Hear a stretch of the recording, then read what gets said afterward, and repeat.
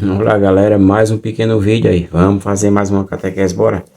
Vamos meditar a palavra de Deus aos olhos do Santo Magistério. Preste atenção, para a gente católico não se tornarmos uns protestantes, né? Umas pessoas que muitas vezes não querem escutar mais o Santo Magistério, né?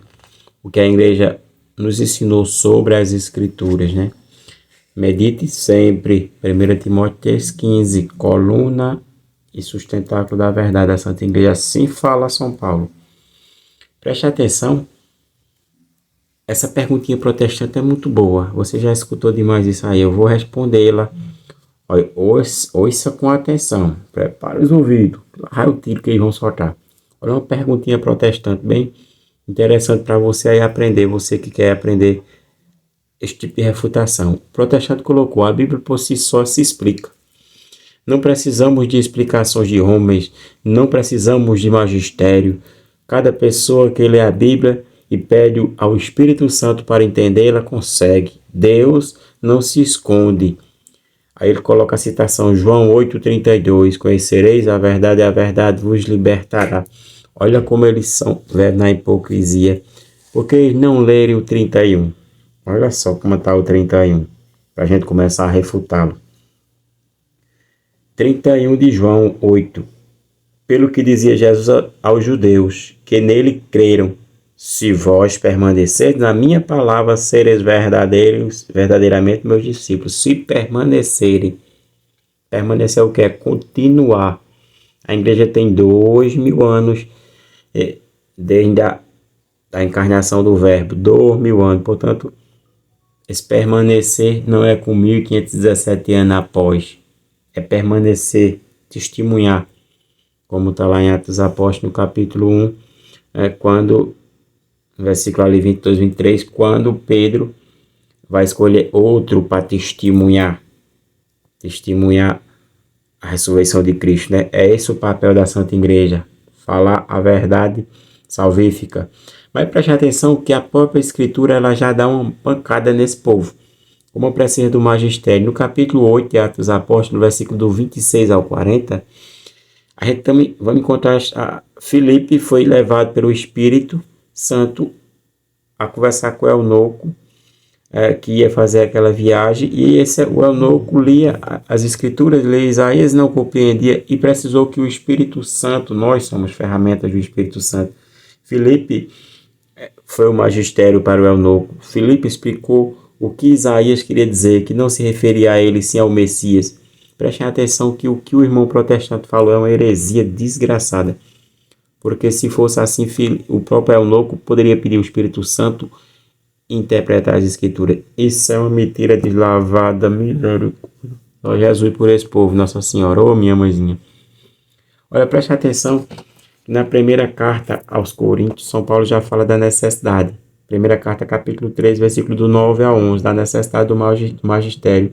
Nós somos operários com Deus, vós o campo de Deus, o edifício de Deus, segundo a graça que Deus me deu, como sábio arquiteto. Lancei o fundamento, mas outro edifica sobre ele. Aí está falando a sucessão apostólica.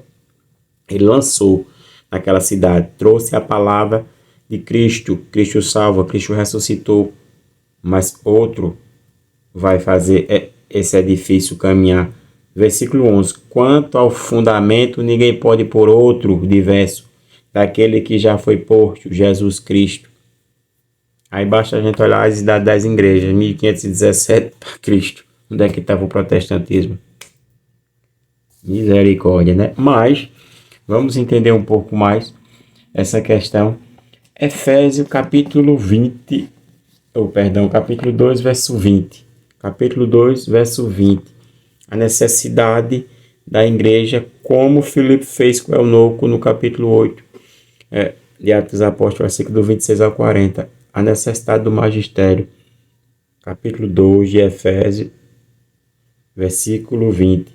Edificado sobre o fundamento dos apóstolos e dos profetas, sendo o mesmo Jesus Cristo a principal pedra angular, sobre qual todo o edifício espiritual bem ornado se levanta para ser um templo santo no Senhor, sobre o qual vós sois também justamente edificados para a morada de Deus, mediante o Espírito Santo, edificados sobre o fundamento dos apóstolos. Você viu que São Paulo coloca no capítulo 3, versículo 9 ao 11 Corinto, que não pode ser outro fundamento, tem que ser uma única doutrina, é o único Senhor, não existe outro, né?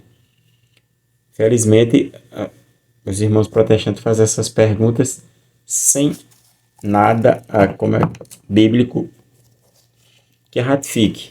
Vamos entender um pouco mais porque eles fazem essas perguntas e dizem que a Bíblia se auto-explica. Vamos ver o que São Pedro, o nosso primeiro Papa, falou na sua segunda carta. Olha, na segunda carta de São Pedro, no capítulo 3, vamos encontrar umas pérolazinhas que nos explicam que essa interpretação do irmão protestante está errado. Ninguém pode pedir o Espírito Santo, vem Espírito Santo, e a gente interpretar as Escrituras de uma maneira teológica. Sai dessa, rapaz, de heresia.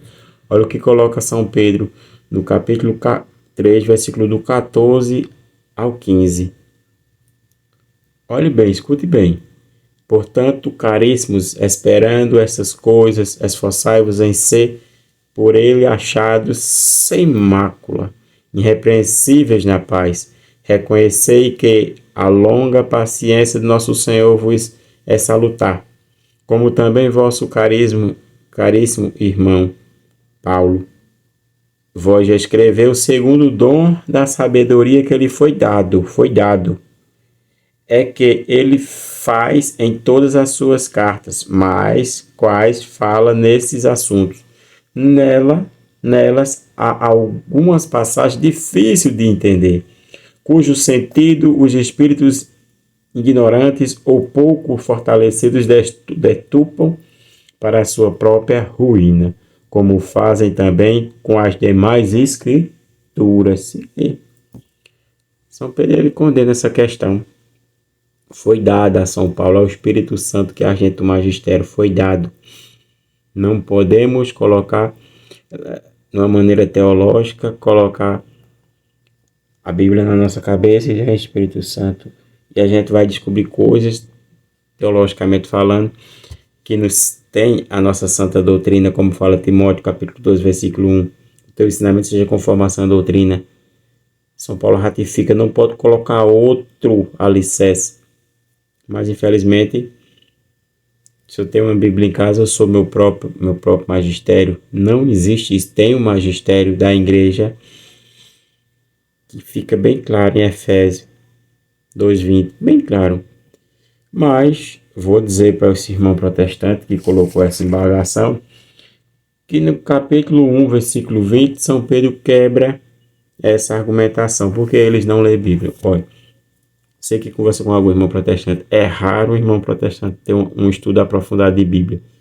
Ele não tem quase nada. Mas na cabeça dele só está Êxodo 20, Salmo 115, Êxodo 20, Salmo 115, Deuteronômio 7. E assim vai.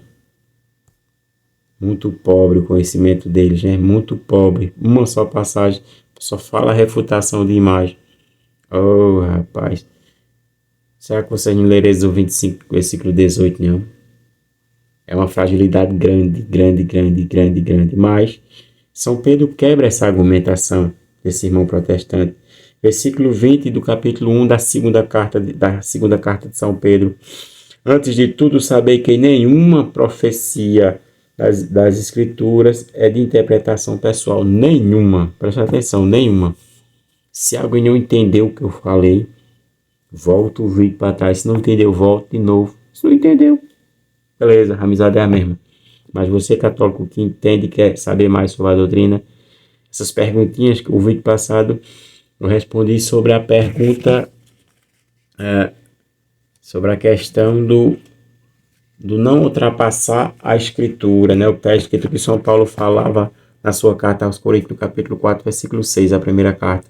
Hoje eu estou explicando a questão de interpretá-la pessoalmente. Isto é heresia, tem que ter o magistério, porque como a Escritura é divinamente inspirada por Deus, como fala lá em 2 Timóteo, capítulo 3, versículo 15, do 14 ao 15 ao 16, tem que ter um magistério inspirado por Deus, como está na 1 Timóteo, capítulo 3, versículo 15. Que é a igreja que é o sustentáculo da verdade. Não existe outra situação. Preste atenção. Na fundação da igreja, como foi? Tu és Pedro, sobre esta pedra edificarei a minha igreja. Sobre esta pedra. Salve Maria, viva Cristo Rei. E para os irmãos protestantes, tampa os ouvidos da ignorância deles, reza por eles.